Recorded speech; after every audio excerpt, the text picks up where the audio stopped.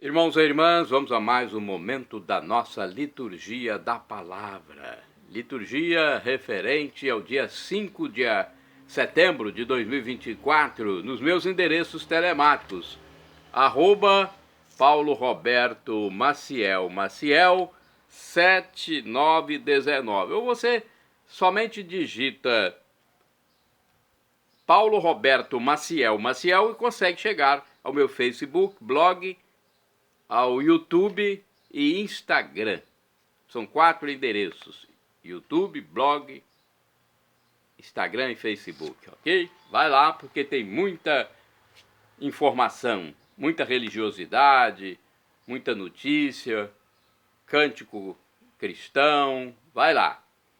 Neste vídeo, a liturgia referente ao dia 5 de setembro de 2024, quinta-feira, 22ª semana do Tempo Comum, no ano B, onde se enfatiza mais o Evangelho escrito por São Marcos.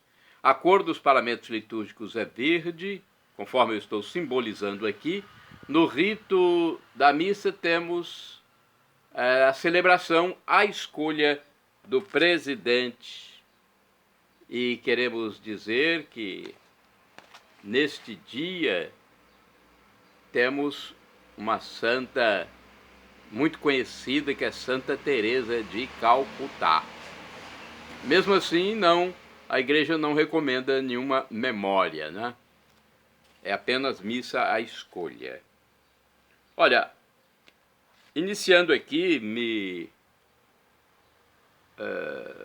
fazendo um porta-voz não oficial dos católicos, eu quero dizer que eu pesquiso em sites fidedignos, como revista.arautos.org e novaaliança.com.br. E eu estou aqui também com o livro Pão Nosso de Cada Dia para refletirmos.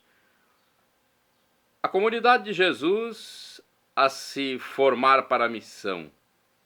De 2 barcas escolhe-se uma, a de Pedro, que conduz ao largo, recebe a ordem de Jesus, reúne os companheiros para puxar as redes e tornaram-se pescadores de gente. Jesus não está mais só, mas rodeado de pessoas chamadas e encarregadas a prosseguir a missão. Hoje, nós é que somos chamados a lançar as redes em águas mais profundas. Antífona da entrada, que está no Salmo 85, versículos 3º e 5º. Tende compaixão de mim, Senhor.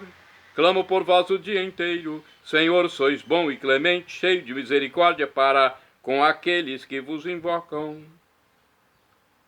Oração do dia. Oração da coleta. Rezemos. Coloque suas intenções. Deus do universo, fonte de todo o bem, derramai em nossos corações o vosso amor e estreitai os laços que nos unem convosco, para alimentar em nós o que é bom e guardar com solicitude o que nos destes. Por Jesus Cristo, vosso Filho, que é Deus e convosco vive e reina na unidade do Espírito Santo, assim seja. Primeira leitura, leitura da primeira epístola de São Paulo aos Coríntios, capítulo 3, versículos do 18 ao 23. Irmãos, deixa eu hidratar minhas pregas vocais. Irmãos, não se iludam. Se algum de vós pensa que é sábio nas coisas deste mundo, reconheça sua insensatez para se tornar sábio de verdade. Pois a sabedoria deste mundo é insensatez diante de Deus. Com efeito está escrito: ele apanha os sábios em sua própria astúcia. E ainda, o Senhor conhece os pensamentos dos sábios, sabe que são vãos. Portanto, que ninguém ponha a sua glória em homem algum. Com efeito, tudo vos pertence. Paulo, Apolo, Cefas, o mundo, a vida, a morte, o presente, o futuro, tudo é vosso. Mas vós sois de Cristo e Cristo é de Deus. Palavra do Senhor, graças a Deus. Salmo responsorial é o Salmo 23 na Bíblia Vulgata, 24 na Bíblia de Jerusalém, na tradução da Bíblia de Jerusalém. Versículos 1 ao 2º, 3º ao 4º AB, 5º ao 6º refrão, Versículo 1. Ao Senhor pertence a terra e o que ela encerra. Repitamos. Ao Senhor pertence a terra e o que ela encerra. Ao Senhor pertence a terra e o que ela encerra. O mundo inteiro com os seres que o povoam, porque ele tornou firme sobre os mares e sobre as águas a mantém inabalável. Ao Senhor pertence a terra e o que ela encerra. Quem subirá até o monte do Senhor? Quem ficará em sua santa habitação? Quem tem as mãos puras e inocente coração, quem não dirige sua mente para o crime. Ao Senhor pertence a terra e o que ela encerra. Sobre este desce a bênção do Senhor e a recompensa de seu Deus e Salvador. É assim a geração dos que o procuram e do Deus de Israel buscam a face. Ao Senhor pertence a terra e o que ela encerra. Repitamos. Ao Senhor pertence a terra e o que ela encerra. A aclamação ao Santo Evangelho, com Mateus, capítulo 4, versículo 19. A aclamação. Depois a proclamação com Lucas, capítulo 5, versículos do 1 ao 11. Aleluia, aleluia, aleluia, aleluia. Aleluia, aleluia, aleluia, aleluia. Vinde após mim, disse o Senhor, e eu ensinarei a pescar gente. Aleluia, aleluia, aleluia, aleluia. Aleluia, aleluia, aleluia, aleluia. O Senhor esteja convosco. Ele está no meio de nós. Proclamação do Evangelho de Jesus Cristo, segundo São Lucas. Glória a vós, Senhor. Pelo sinal da Santa Cruz, livra-nos Deus, nosso Senhor, dos nossos inimigos. Naquele tempo, Jesus estava na margem do lago de Genezaré e a multidão apertava-se ao seu redor para ouvir a palavra de Deus. Jesus viu duas barcas paradas na margem do lago. Os pescadores haviam desembarcado e levavam as redes. Subindo numa das barcas, que era de Simão, pediu que se afastasse um pouco da margem. Depois sentou-se e da barca ensinava as multidões. Quando acabou de falar, disse a Simão: avança para águas mais profundas e lançai vossas redes para a pesca. Simão respondeu: mestre, nós trabalhamos a noite inteira e nada pescamos, mas em atenção à tua palavra vou lançar as redes. Assim fizeram e apanharam tamanha quantidade de peixes que as redes se rompiam. Então fizeram sinal aos companheiros de outra barca para que viessem ajudá-los. Eles vieram e encheram as duas barcas a ponto de quase afundarem. Ao ver aquilo, Simão Pedro atirou-se aos pés de Jesus, dizendo: Senhor, afasta-te de mim, porque sou um pecador. É que o espanto se apoderara de Simão e de todos os seus companheiros por causa da pesca que acabavam de fazer. Tiago e João, filhos de Zebedeu, que eram sócios de Simão, também ficaram espantados. Jesus, porém, disse a Simão: não tenhas medo, de hoje em diante serás pescador de homens. Então levaram as barcas para a margem e deixaram tudo e seguiram a Jesus. Palavra da salvação, glória a vós, Senhor. Vamos saber um pouco mais dessa mensagem? É uma reflexão do livro Palavra e Vida. A vida é risco e aventura, voltar a provar e tentar muitas vezes. No entanto, nem sempre se consegue. Às vezes, passamos grande parte da vida tentando exaustivamente, quando chega uma pessoa e nos diz: vai em frente. Hoje é Jesus que o diz a Pedro. E isso lhe desagrada porque já tinha passado toda a noite no mar e não pescou nada. Deixa-o chateado, mas mesmo assim confia. Pedro tirou uma rede repleta de peixes, porém também podia não ter tirado nada. O importante é que voltou a tentar. Hoje se espera que nós também voltemos a tentar. Mais uma reflexão agora do livro Dia a Dia com o Evangelho. Uma página a respeito da missão de Jesus e dos discípulos. As multidões comprimiam-se ao redor de Jesus a fim de ouvirem a palavra de Deus. O ensinamento se dá a partir da barca, símbolo da igreja. Sem Jesus, a missão é estéril. É Ele quem garante a eficácia da ação, por mais difícil que seja a situação. Diante do sucesso, Pedro sente o poder de Deus e se reconhece pecador. Sem comentar a atitude humilde de Pedro, Jesus o projeta para obras grandiosas. A partir de agora você vai ser pescador de gente. Os outros sócios de Simão também são chamados a compor o grupo dos apóstolos.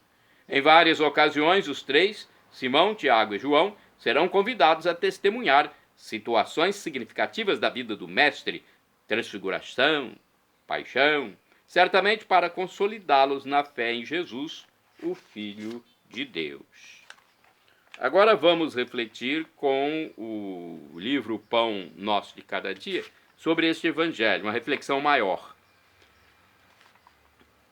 A vocação dos discípulos em Marcos, logo no início do Evangelho, Marcos 1, versículos de 16 a 20, é o princípio da vida cristã. Em Lucas, depois do discurso inaugural e da manifestação do poder da palavra, evangelhos dos dias anteriores,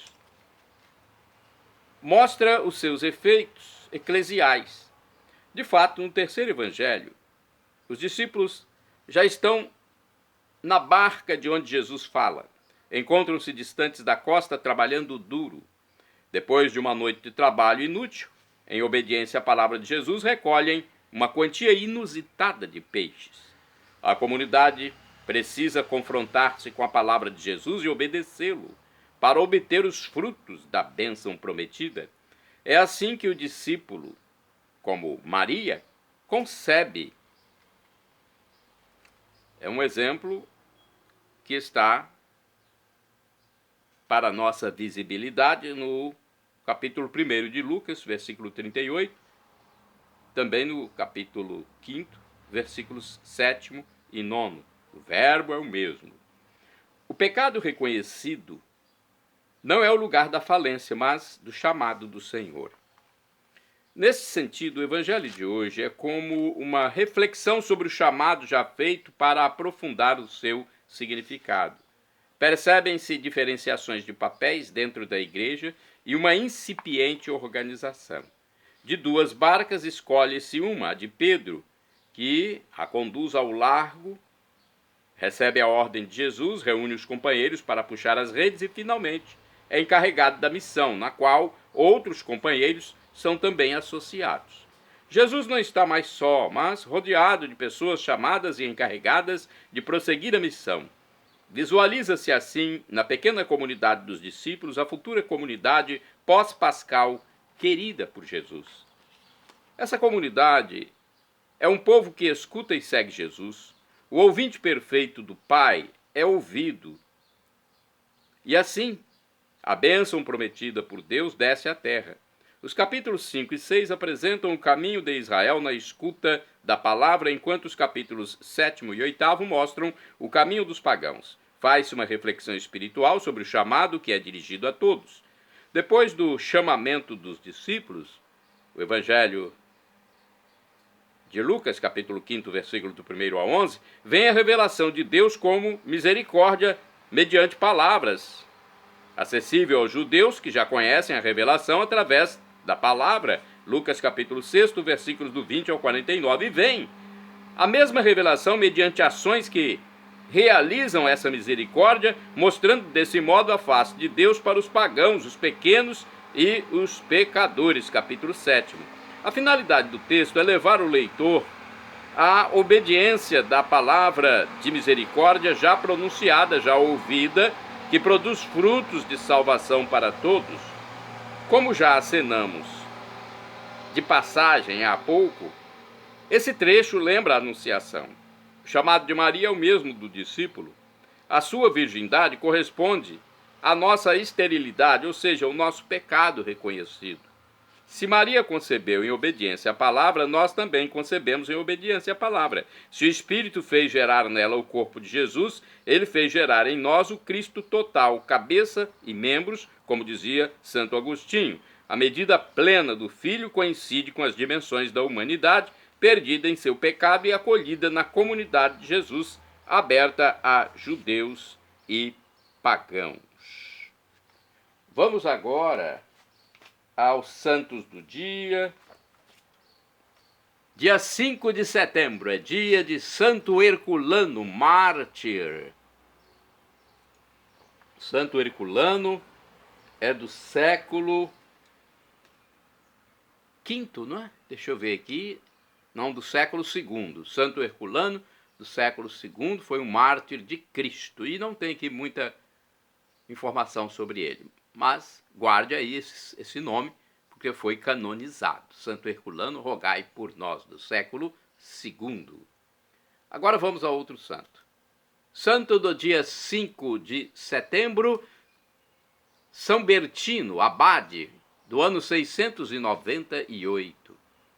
Junto com 2 companheiros, fundou o mosteiro de Sítio, de Flandres, do qual foi abade durante 60 anos.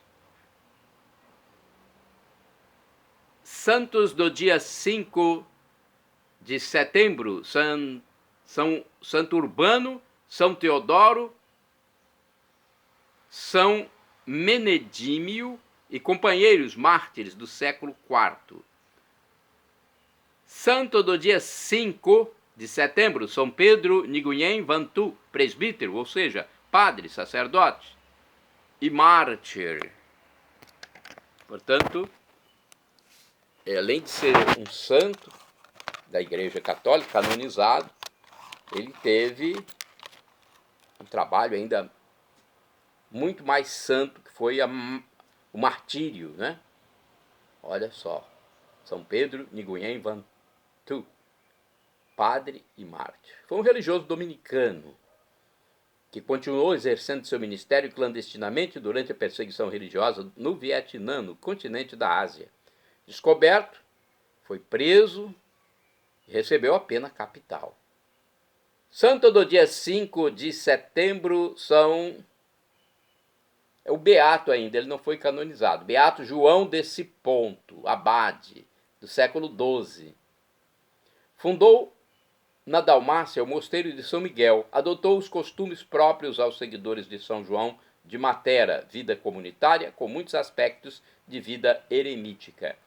Santo do dia 5 de setembro, Beato Guilherme Browne, mártir, faleceu em 1605. No reinado de Jaime I da Inglaterra, foi condenado à morte por haver convertido outros ingleses à fé católica. Olha só, condenado à morte pela fé. Santo do dia 5 de setembro, Beato Florencio Dumont de Carderat, sacerdote e mártir, faleceu em 1794, dedicado à evangelização dos pobres, foi martirizado durante a Revolução Francesa, essa nefasta revolução que acabou com a vida de tantos santos, tantos fiéis de Cristo. E ainda tem gente que faz loas a esse movimento. Santa do dia 5 de setembro, Santa Teresa de Calcutá. Conforme o site do Vaticano, esta é a história de Madre Teresa. Apresento-lhes a mulher mais poderosa do mundo. No dia 26 de outubro de 1985, o secretário-geral da ONU, Organização das Nações Unidas, Pérez de Cuellar, assim apresentou Madre Teresa de Calcutá à Assembleia Geral das Nações Unidas. Naturalmente, a pequena irmã, vestida com seu sari branco de bordas azuis, sentiu-se incomodada por aquela enfática apresentação, porque ela gostava de definir-se simplesmente como um pequeno lápis nas mãos do Senhor. De corpo franzino, mas gigante na fé, Madre Teresa nasceu em uma família albanesa em Skopje, no dia 26 de agosto de 1910. foi batizada com o nome de Concha Agnes. Desde pequena foi acostumada pelos seus pais a viver louvando ao Senhor e ajudando os mais necessitados. Não causa surpresa, portanto, quando aos 18 anos fez a escolha de se tornar missionária. Em setembro de 1928, Agnes deixa sua casa e entra para o Instituto da Bem-aventurada Virgem Maria em Dublin, onde recebeu o nome de Maria Teresa. No ano seguinte foi para a Índia, onde por quase 20 anos viveu feliz em uma escola da sua congregação, lecionando aos jovens ricos da região. Em 10 de setembro de 1946 ocorreu o que Madre Teresa definia como sua chamada na chamada. Naquele dia, Jesus revela-lhe a sua tristeza pela indiferença e o desprezo dos pobres e pede à religiosa para ser o reflexo da sua misericórdia. Venha, seja minha luz, não posso caminhar sozinho. 20 anos antes, deixava sua casa. Agora deixa o seu instituto. Madre Teresa funda as Missionárias da Caridade, veste o sari indiano e inicia sua nova missão entre os últimos de Calcutá. Os descartados, aqueles que não são queridos, não amados, não cuidados. Logo se unem a ela as suas ex-alunas. Em poucos anos, a congregação, reconhecida em 1950 pelo arcebispo de Calcutá e em 1965 pelo Papa Paulo VI, difundiu-se por todas as partes do mundo, onde os pobres precisam de ajuda e, sobretudo, de amor. Foram abertas casas na África e na América Latina, mas também nos países comunistas e até na União Soviética. A sua figura torna-se cada vez mais popular em nível mundial. Mas quando lhe perguntam qual o segredo do sucesso, ela responde com simplicidade impressionante: rezo. Estimada profundamente pelo Papa Paulo VI, que ao término de sua viagem à Índia deu de presente aos seus pobres seu Papa móvel, Madre Teresa teve uma relação fraterna com o Papa João Paulo II também. Foi memorável a visita que o Papa polonês fez à sua casa em Calcutá, onde a Madre acolhia os moribundos. Foi precisamente o Papa Wojtyła que quis a presença das missionárias da caridade no Vaticano em uma estrutura denominada Dom de Maria. Sempre pronta a inclinar-se diante dos pobres e necessitados, Madre Teresa dedicou-se com todas as suas forças à defesa da vida nascente. Inesquecível o seu discurso na entrega do Prêmio Nobel da Paz em 17 de outubro de 1979. O maior destruidor da paz, afirmou ela na ocasião, é o aborto. Palavra de Santa Madre Teresa de Calcutá. Atenção, vamos repetir o que falou Madre Teresa de Calcutá, nossa santa. O maior destruidor da paz é o aborto. E frisou: a vida das crianças e dos adultos é sempre a mesma vida. Toda a existência é a vida de Deus em nós. Nos últimos anos de sua vida, apesar de sua enfermidade e da noite escura do espírito, ela não poupou esforços e continuou a se dedicar incessantemente às necessidades dos que mais precisavam. Madre Teresa faleceu dia 5 de setembro de 1997 na sua Calcutá. Naquele instante, as suas irmãs estavam presentes em 610 casas de missão e espalhadas em 123 países do mundo, sinal de que a misericórdia não tem confins e atinge todos, sem nenhuma distinção, pois costumava dizer sempre: talvez eu não saiba falar a sua língua, mas posso sorrir. Olha que história bonita, né? Um resumo da história da Madre Teresa de Calcutá, nossa santa Madre Teresa de Calcutá. Shalom Adonai, uma expressão hebraica que significa a paz de Deus, é o que eu desejo para todos vocês. El Shaddai, também do hebraico, significa Deus onipotente, Deus todo-poderoso. Ele proverá aquilo que você deseja se for para o seu bem. O professor e escritor de mais de 100 livros da Igreja Católica, Felipe Rinaldo Queiroz de Aquino, em seu canal no YouTube, diz que Deus pode nos dar uma dessas 3 respostas quando pedimos algo: sim, não ou espere. A que for melhor ele nos dará, afinal de contas é o nosso divino Pai Eterno. E agora eu clamo: Maranatá, como dizemos nós católicos, ou Maranata, como dizem nossos irmãos separados, os evangélicos ou protestantes. Não importa, a pronúncia e o significado é o mesmo. Vinde, Senhor Jesus. Um dia ele voltará e será o juízo final. Creia em Jesus como Deus, esse Deus do amor infinito que humanou-se, encarnou-se por nós, morreu por nós na cruz, venceu a morte, subiu ao céu, ascendeu ao céu e está à direita do divino Pai eterno como nosso sumo sacerdote eterno. Ele é o nosso mediador, nosso irmão primogênito no céu. Creia nele como Deus, arrependa-se dos seus pecados e seja batizado, e nos encontraremos na vida eterna, quando teremos corpos glorificados e viveremos por todos os séculos dos séculos em plena felicidade, felicidade divina. Perdão, Senhor, pelos meus pecados passados, presentes, futuros, físicos e espirituais, pecados do pensamento, palavras, atos, omissões, e me dê a vida eterna. Meu Jesus, eu quero a vida eterna convosco. Acesse Paulo Roberto Maciel Maciel.